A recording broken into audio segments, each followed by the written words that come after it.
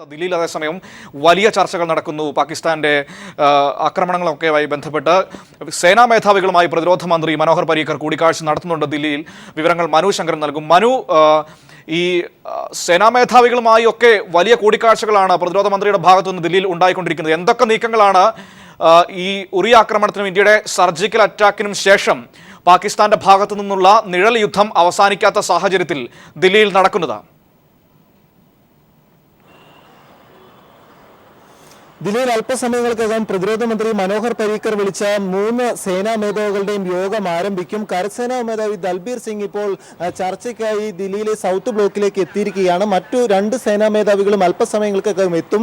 നിലവിൽ ഈ പാകിസ്ഥാൻ തുടരുന്ന നിലവിലെ നിലപാട് സംബന്ധിച്ചുള്ള കാര്യങ്ങളാകും ചർച്ചയാകുക. തുടർ സുരക്ഷാ ക്രമീകരണങ്ങൾ എങ്ങനെ വേണം, ഇതിലെ നിലവിലെ സ്ഥിതിഗതികൾ എന്നിവ സംബന്ധിച്ചുള്ള റിപ്പോർട്ട് നിലവിൽ 3 സേനാ മേധാവികളും പ്രതിരോധ മന്ത്രി മനോഹർ പരീക്കറിന് മുമ്പാകെ ബോധ്യപ്പെടുത്തുമെന്നാണ് അറിയുന്നത്. ഇന്നലെ രാത്രി 10:30 കൂടിയായിരുന്നു ബാരാമുള്ളയിലെ സൈനിക പോസ്റ്റിന് സമീപം ഭീകരാക്രമണം ഉണ്ടായത്. 4 അംഗ ഭീകര സംഘമാണ് ആക്രമണം നടത്തിയതെന്നാണ് സൈനിക വൃത്തങ്ങളിൽ നിന്ന് ലഭിക്കുന്ന സൂചനകൾ.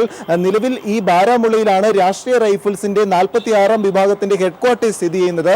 ഈ ഹെഡ്ക്വാർട്ടേഴ്സ് ലക്ഷ്യമിട്ടാണ് സമീപത്തെ പാർക്കിലൂടെ ഈ ഭീകര സംഘം കയറാൻ ശ്രമിച്ചത് എന്നാണ് അറിയുന്നത്. ഈ 4 അംഗ ഭീകര സംഘം 2 ടീമുകളായി തിരിഞ്ഞാണ് ഓപ്പറേഷൻ നടത്തിയത്. ആദ്യത്തെ ഒരു സംഘം നിലവിലെ ഈ ബാരാമുള്ള രാഷ്ട്രീയ റൈഫിൾസ് ഹെഡ്ക്വാർട്ടേഴ്സിന് ഗേറ്റിന് സമീപം എത്തി വെടിയുതിർക്കുകയായിരുന്നു. തുടർന്ന് സൈന്യം തിരിച്ചടിച്ചു. ഇതോടൊപ്പം മറ്റു 2 സംഘം സമീപത്തെ ഒരു പാർക്ക് വഴി ഈ ഹെഡ്ക്വാർട്ടേഴ്സിന് അകത്തേക്ക് കയറാനും ശ്രമിച്ചു. തുടർന്ന് സൈന്യം മറ്റു സൈനിക അംഗങ്ങൾ ഇവരെയും നേരിട്ടു. ഇത്തരത്തിൽ 2 വിഭാഗങ്ങളിൽ 2 ടീമുകളായി തിരിഞ്ഞ ഭീകരർക്കെതിരെയാണ് സൈന്യം നിലവിൽ ഏറ്റുമുട്ടൽ നടത്തിയത്. 5 BSF ജവാന്മാർക്ക് ഇപ്പോൾ പരിക്കേറ്റതായുള്ള സ്ഥിരീകരിക്കുന്ന വിവരം ലഭിച്ചിട്ടുണ്ട്. അതോടൊപ്പം ഒരു BSF ജവാൻ മരിച്ചതായും നിലവിൽ സൈനിക വൃത്തങ്ങൾ തന്നെ സ്ഥിരീകരിക്കുന്നുണ്ട്. എന്നാൽ 2 ഭീകരർ കൊല്ലപ്പെട്ടു എന്ന് പറയുമ്പോഴും ഈ ഭീകരരുടെ മൃതശരീരം മറ്റും കണ്ടെത്താൻ ഇതുവരെ സൈന്യത്തിന് സാധിച്ചിട്ടില്ല. ഈ സാഹചര്യത്തിൽ ഇവർക്ക് വേണ്ടിയുള്ള തിരച്ചിൽ തുടരുകയാണ്. 4 ഭീകരരും ഈ രാഷ്ട്രീയ റൈഫിൾസിന്റെ ഹെഡ്ക്വാർട്ടേഴ്സ് സ്ഥിതി ചെയ്യുന്ന ജലം നദിക്ക് സമീപത്താണ് ഈ ഹെഡ്ക്വാർട്ടേഴ്സ് സ്ഥിതി ചെയ്യുന്നത്. അതിനാൽ ഈ ജലം നദിയും മറ്റും കടന്നാകാം ഈ ഭീകരർ എത്തിയത് എന്നൊരു നിഗമനത്തിലാണ് സൈന്യമുള്ളത്. അതിനാൽ ബോട്ടിലും മറ്റും ഈ ഭീകരർക്ക് വേണ്ടിയുള്ള തിരച്ചിൽ ഇപ്പോഴും പുരോഗമിക്കുകയാണ്. ഇന്നലെ 2 മണിക്കൂറോളം പോരാട്ടം നീണ്ടു നിന്നിരുന്നു. തുടർന്ന് ദില്ലിയിൽ നിന്നും ക്വിക്ക് റെസ്പോൺസ് ടീമിനെ അതിവേഗം ഈ സ്ഥലത്തേക്ക് എത്തിക്കുകയും തുടർന്ന് സംയുക്തമായി നടത്തിയ തിരിച്ചടിയിലാണ് ഈ 2 ഭീകരരെ വധിക്കാനായത് എന്നാണ് അറിയുന്നത്. സംഭവ സമയം കൃത്യസമയത്ത് തന്നെ BSF DG കേന്ദ്ര ആഭ്യന്തരമന്ത്രി മുമ്പാകെ ബന്ധപ്പെട്ടാണ് ഇത്തരത്തിലൊരു ക്വിക്ക് റെസ്പോൺസ് ടീമിനെ അടിയന്തരമായി സ്ഥലത്തേക്ക് എത്തിക്കുകയും ചെയ്തത്. ഏറ്റവും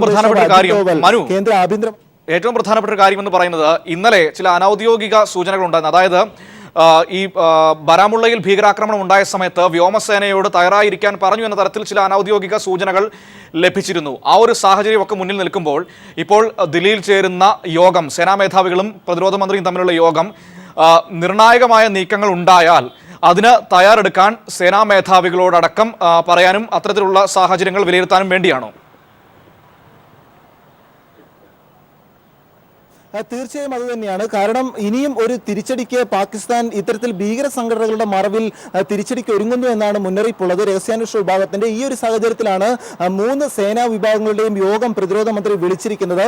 ഏത് തിരിച്ചടിയും നേരിടാനുള്ള സുരക്ഷാ ക്രമീകരണങ്ങളും മറ്റും വിലയിരുത്താനും നിർദ്ദേശം നൽകാനുമാണ് പ്രതിരോധ മന്ത്രി 3 സേനാ തലവന്മാരെയും യോഗത്തിനായി വിളിപ്പിച്ചിരിക്കുന്നത് എന്നാണ് അറിയുന്നത്.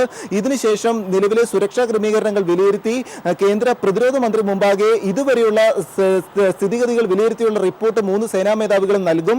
ഇതിനുശേഷം പ്രതിരോധ മന്ത്രി തന്നെ ഇവർക്ക് മുന്നോട്ടുള്ള കാര്യങ്ങളിൽ എത്ര സുരക്ഷ വേണം, എത്രമാത്രം സൈനികരെ കൂടുതൽ വിന്യസിക്കണം എന്നത് സംബന്ധിച്ചുള്ള നിർദ്ദേശവും നൽകുമെന്നാണ് അറിയുന്നത്.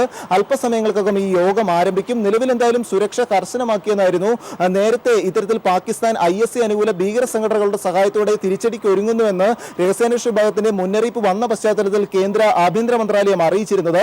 എന്നാൽ അതിനുശേഷമാണ് വീണ്ടും ബാരാമുള്ളയിൽ ഇത്തരത്തിലൊരു ഭീകരാക്രമണം ഉണ്ടായിരിക്കുന്നത്.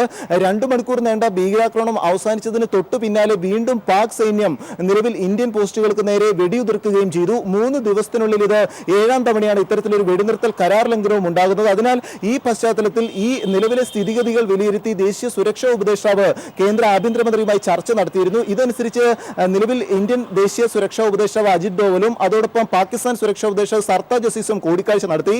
ഈ കൂടിക്കാഴ്ചയിൽ ഇത്തരത്തിലുള്ള നിലവിലെ പ്രകോപനങ്ങൾ അവസാനിപ്പിക്കാൻ ഈ ഇരു രാജ്യങ്ങളും ധാരണയിലെത്തിയെന്നാണ് സർത്താർ ജസീസ് ഇതിനുശേഷം മാധ്യമങ്ങൾ മുമ്പാകെ വ്യക്തമാക്കിയിരിക്കുന്നത്. എന്നാൽ ഇന്ത്യ ഇക്കാര്യത്തിൽ ഒരു ഔദ്യോഗിക സ്ഥിരീകരണം ഇതുവരെ നൽകിയിട്ടില്ല എന്നതും ശ്രദ്ധേയമാണ്.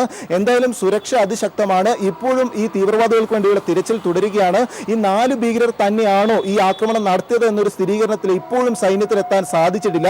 നിലവിൽ ഈ സ്നിപ്പർ ഡോഗ്സിന്റെയും മറ്റും സഹായത്തോടു കൂടി ഇപ്പോഴും തിരച്ചിൽ അതിർത്തിയിൽ പുരോഗമിക്കുകയാണ്. മനു.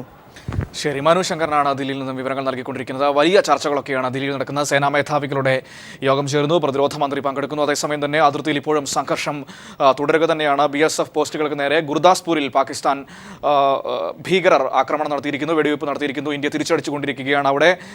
മാത്രമല്ല, ഇന്നലെ രാത്രി 10:00 ബാരാമുള്ളയിൽ 48ാം രാഷ്ട്രീയ റൈഫിൾസിന്റെ ക്യാമ്പിന് നേരെ ഭീകരരുടെ ഭാഗത്തു നിന്ന് വലിയ ആക്രമണമുണ്ടായി. ഇന്ത്യൻ സൈന്യം ശക്തമായി തിരിച്ചടിച്ചതിനെ തുടർന്ന് 2 ഭീകരരടക്കം കൊല്ലപ്പെട്ടു എന്ന തരത്തിൽ വാർത്തകൾ വന്നിട്ടുണ്ട്. പക്ഷേ ഇക്കാര്യം ഇതുവരെ സൈന്യം സ്ഥിരീകരിച്ചിട്ടില്ല. അവിടുത്തെ കൂടുതൽ ഔദ്യോഗികമായുള്ള വിവരങ്ങൾ നമുക്ക് ലഭ്യമായിട്ടില്ല. എങ്കിൽ പോലും അതിർത്തി ഇപ്പോഴും സംഘർഷഭരിതമായി തന്നെ നിൽക്കുന്ന ഒരു സാഹചര്യമാണ് ഉള്ളത്. ഒരുപക്ഷെ ഇനിയും പാകിസ്ഥാന്റെ ഭാഗത്തു നിന്ന് ഇത്തരത്തിലുള്ള നടപടികൾ തുടരുകയാണെങ്കിൽ മറ്റ് കാര്യങ്ങൾ ചർച്ച ചെയ്യാൻ വേണ്ടിയിട്ടുള്ള എല്ലാ സുരക്ഷാ സംവിധാനങ്ങളുടെ കാര്യം, ഒപ്പം തന്നെ മറ്റ് തയ്യാറെടുപ്പുകൾ, ഇതൊക്കെ ചർച്ച ചെയ്യാൻ വേണ്ടിയിട്ടാണ് അവിടെ യോഗം ഇപ്പോൾ പുരോഗമിച്ചുകൊണ്ടിരിക്കുന്നത്. പ്രതിരോധ മന്ത്രിയുടെ അധ്യക്ഷതയിൽ 3 സേനാ മേധാവിമാരും ഇപ്പോൾ നിർണായകമായ യോഗം ചേരുന്നു.